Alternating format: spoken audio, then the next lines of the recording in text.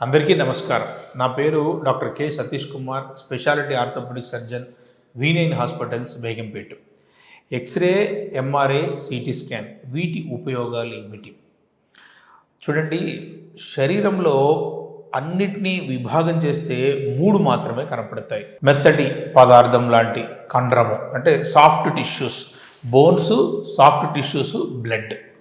So మనకి problem బోన్లో ఉందని రూఢీగా తెలిసిందనుకోండి, ఎక్స్రే తోటి ప్రాపర్ డయాగ్నోసిస్ వచ్చే అవకాశం ఉంది. తర్వాత ఎక్స్రేలో తెలిసిన తర్వాత దాన్ని ఇంకా విశ్లేషణాత్మకంగా చూడడానికి ఫ్రాక్చర్ ఎక్కడి నుంచి ఎక్కడి వరకు పోతుంది, ఆ ఎముకలోంచి వచ్చిన గడ్డ ఎక్కడి నుంచి ఎక్కడి దాకా వచ్చింది, ఆ బోన్ ఎనాటమీ ఇంకా పర్ఫెక్ట్గా కావాలంటే సిటీ స్కాన్. ఒక్కొక్కసారి ఎక్స్రేలో కనపడని హెయిర్ లైన్ ఫ్రాక్చర్స్ సిటీలో కనపడే ఉంటాయి. తర్వాత రిబ్ కేజ్ కానీ పెల్విస్ కానీ ఒక ఎముక మీద నుంచి ఒక ఎముక తిరుగుతూ ఉంటాయి కాబట్టి క్లియర్ కట్ డీలినియేషన్ ఎప్పుడు కూడా సిటీ స్కాన్లో తెలుస్తుంది అనమాట.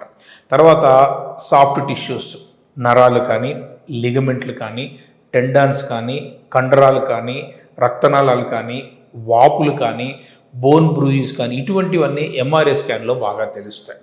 అంటే యూజువల్గా మనం చెప్పాలంటే ఎంఆర్ఐ ఫస్ట్ డే చేస్తారా అని కొంతమంది అడుగుతారు, కనీసం ఎక్స్రే కూడా చేయడానికి కొంతమంది అడుగుతారు. జబ్బు తీవ్రతను బట్టి. ఎగ్జాంపుల్, ఇప్పుడు అందరూ కోవిడ్కి సంబంధించిన హిప్ జాయింట్ ప్రాబ్లమ్స్ తోటి బాధపడుతున్నారు. వాళ్ళల్లో ఎగ్జామిన్ చేసిన తర్వాత పెయిన్ సివియర్గా ఉండి ఎక్స్రే నార్మల్గా ఉంటే next diagnosis is the best diagnosis MRI scan. MRI scan the problem very early, చాలా త్వరగా పికప్ చేస్తుంది ప్రాబ్లమ్ని. ఎర్లీగా మనం ట్రీట్మెంట్ చేయడం వల్ల చాలా ఉపయోగం ఉంది. తర్వాత unexplained back pains, unexplained hip pains, ఒక్కొక్కసారి నడుస్తూ ఉంటే చిన్న క్రాక్ అయిపోయే అవకాశం ఉంది, చిన్న స్లిప్ అవ్వడం వల్ల క్రాక్ అయ్యే అవకాశం ఉంది. ఎక్స్రే కొంతమంది సీనియర్ డాక్టర్లకి కనపడుతుంది, కానీ చాలామంది 90% మంది ఎక్స్రే నార్మల్గా ఉందని రిపోర్ట్ రాస్తూ ఉంటారు. అటువంటప్పుడు మనము ఎంఆర్ఐ స్కాన్ తీస్తే ఆ అన్డిస్ప్లేస్డ్ చిన్న చిన్న ఫ్రాక్చర్స్ కూడా కనపడిపోతాయి. దానికి సంబంధించిన సింపుల్ ట్రీట్మెంట్ ఏదో ఇస్తే తగ్గిపోయే అవకాశం ఉంది. తర్వాత పోలీస్ ట్రైనింగ్లో ఎగరడాలు, దుంకడాలు ఇటువంటివి చాలా ఉంటాయి.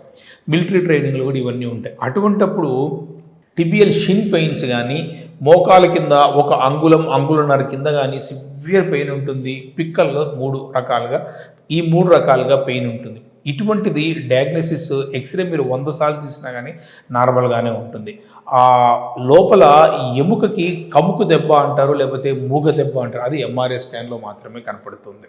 మరి రేడియేషన్ గురించి భయపడాల్సిన అవసరం ఉందా అంటూ ఉంటారు. అన్నిట్లోకెల్లా the best non ionizing technology ఏమిటంటే ఎంఆర్ఐ స్కాన్. ఎంఆర్ఐ స్కాన్ రోజుకు ఒకసారి తీసినా కానీ ఇబ్బంది పడాల్సిన అవసరం ఏమీ లేదు.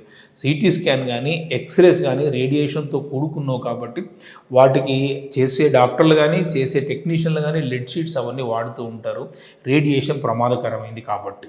ఎంఆర్ఐ నాన్ అయనైజింగ్ రేడియేషన్ కాబట్టి భయపడాల్సిన పని అయితే ఏమీ లేదు.